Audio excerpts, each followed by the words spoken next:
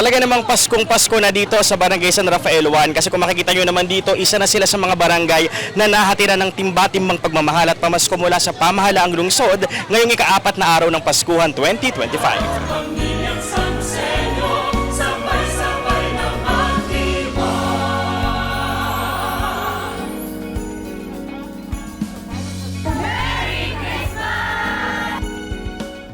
Napuno ng mga residente ang mga kanto ng United Barangay San Rafael sa pagbisita ng Paskuhan 2025 kasama sina Mayor Ate Rida, Congressman Arthur at ang bumubuo ng sangguniang panlungsod ng San Jose del Monte. Ang mga residente, ngiti at pasasalamat ang sukli sa pamahalaang lungsod sa dali nitong pamasko sa bawat kabahayan.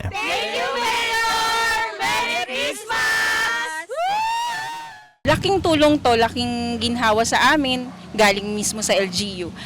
Dagdag sa ngayon lalo ng darating na Pasko, bagong taon. Sana yung mga ganitong pagkakataon o yung mga activity na ganito, sana ituloy nila. Sa buhay ngayon, napakahirap. So, laking tulong talaga to para sa amin. Actually, nakakatuwa po. Nung una pa lang po nalaman namin na may handog po si Mayor sa amin. Sobrang galak po ng buong Bilisa and nagpahanda din po talaga kami and sobrang thankful po kami kay Mayor na naisip din po niya na personally pumunta po sa amin at iabot yung handog po niya. Malaking tulong po siya actually kasi syempre lalo na po ngayon mataas ang bilihin. Syempre yung mga ganito pong tulong from LGUs is malaking ambag din po siya sa paghahanda namin ngayong Pasko at sa bagong taon din. Ayon kay City Councilor Noli Concepcion, bukod sa pagbibigay ng pamasko, ang personal na pagbabahay-bahay ng mga opisyal ay dual purpose. Itong pag-iikot natin sa Paskuhan ay hindi lamang upang ihandog at ibigay sa kanila yung mga pamaskong handog ng ating pamahalaang lungsod sa pamamagitan ni Mayor Rida, Vice Abat ni Congressman Arthur.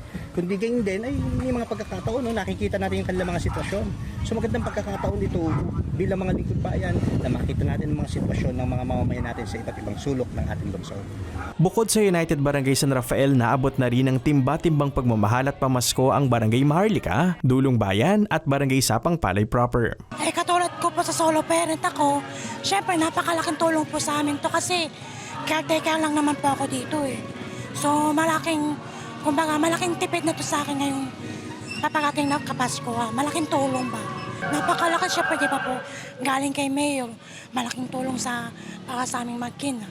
Dahil nga solo parent ako, napakalaking tulong yung budget na para sa Noche Buena sana, may tatago ko kasi nabigyan tayo ni May.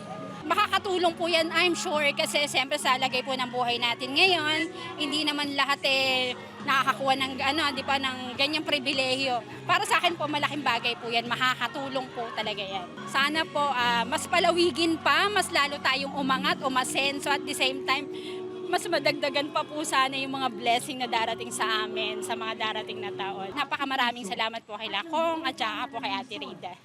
Kay Mayor po, di ba po? Napakamaraming salamat po. I-bless po nawa sila ng Lord ng marami pa, di ba po? Para mas marami pa po sila may tulong sa San Jose.